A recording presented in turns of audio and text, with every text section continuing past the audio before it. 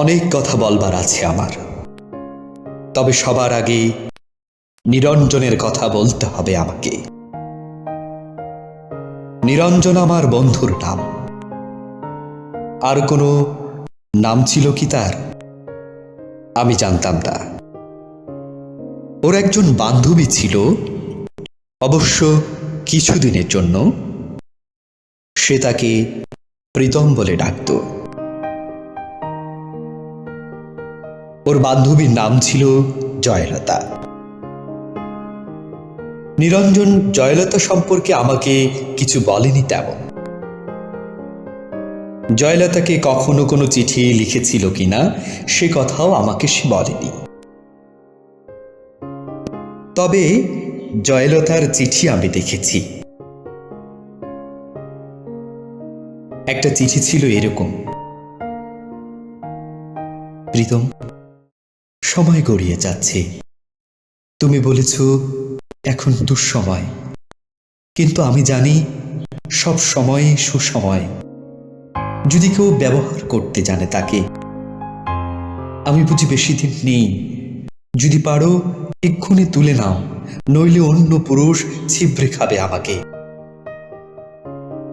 আমার ঘরে বসে সিগারেট টানতে টানতে নিরঞ্জন চিঠিটা চুপ করিয়ে এগিয়ে দিয়ে বলেছিল, বিভু, চিঠিটা পড়ুন।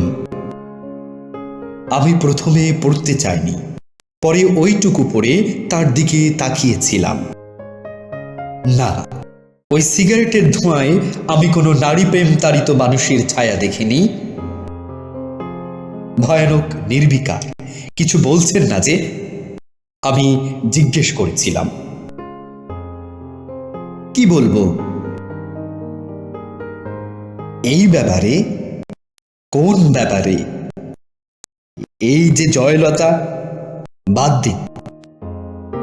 আমি বাদ দিয়েছিলাম। নিরঞ্জন আমার ঘরে বসে অনেকক্ষণ সিগারেট টেনে টেনে ঘরটাকে অন্ধকার করে রেখে চলে গিয়েছিল সেদিন।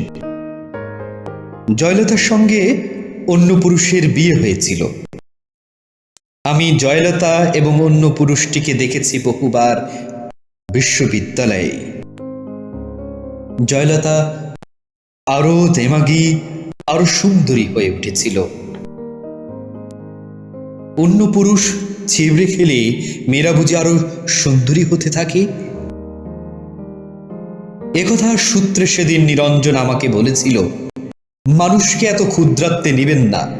মানুষ এত বড় যে আপনি যদি মানুষ শব্দটি একবার উচ্চারণ করেন, যদি অন্তর থেকে করেন উচ্চারণ, যদি বোঝেন এবং উচ্চারণ করেন মানুষ, তো আপনি কাঁদবেন। আমি মানুষের পক্ষে, মানুষের সঙ্গে এবং মানুষের জন্যে। হ্যাঁ, মানুষের মুক্তির জন্য নিরঞ্জন মিছিল করত। আমি শুনেছি নিরঞ্জন বলছে, তুমি দুষ্কৃতি মারো, বাঙালি মারো, হিন্দু মুসলমান মারো, গেরিলা তামিল মারো, এভাবেই যেখানে যাকেই মারো না কেন ইতিহাস লিখবে যে এত মানুষ পড়েছে। বড়ই করুণ এবং বড়ই দুঃখজনক। শক্তির সপক্ষে তুমি যার মৃত্যু উল্লেখ করে উল্লাস করো না কেন, মনে রেখো মানুষই মরেছে। এই ভয়ঙ্কর সত্য কথা নিরঞ্জন বলেছিল, মিছিলে হাত উঠিয়ে বলেছিল। এভাবে মানুষ মারা চলবে না, মানুষকে বাঁচতে দাও। নিরঞ্জন আমার বন্ধু, নিরঞ্জন বাঁচেনি। তার উদ্ধত হাতে লেগেছিল মানুষের হাতে বানানো বন্দুকের গুলি, বুকেও লেগেছিল, যেখান থেকে মানুষ শব্দটি বড় পবিত্রতায় বেরিয়ে আসত। সে লাশ, আমার বন্ধু নিরঞ্জনের লাশ। আমি দেখেছি রক্তাক্ত ছিন্ন ভিন্ন লাশ। মানুষ কাঁধে করে তাকে বয়ে এনেছিল মানুষের কাছে। জয়লতা সে লাশ দেখেছিল কিনা সে প্রশ্ন উঠছে না। দেখলেও যদি কেঁদে থাকে সে প্রকাশ্য অথবা গোপনে, তাতে নিরঞ্জনের কোনো লাভ হয়নি। মানুষ কেঁদেছিল, আমি জানি তাতে নিরঞ্জনের লাভ ছিল। নিরঞ্জন প্রমাণ করতে পেরেছিল গতকাল মিছিলে আইন অমান্যের অভিযোগে যে দুষ্কৃতিকারী মারা গিয়েছে তার নাম নিরঞ্জন, সে আসলে মানুষ।